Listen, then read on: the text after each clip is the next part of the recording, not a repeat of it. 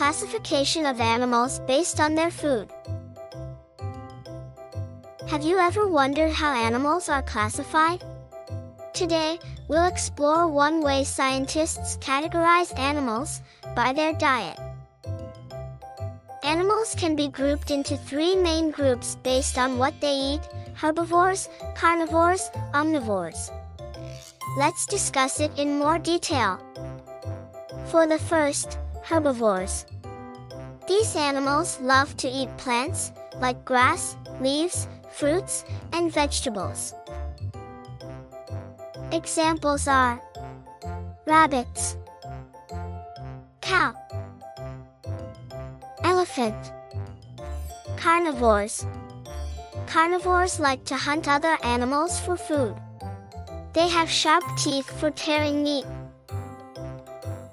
Examples include crocodile, wolves, tiger,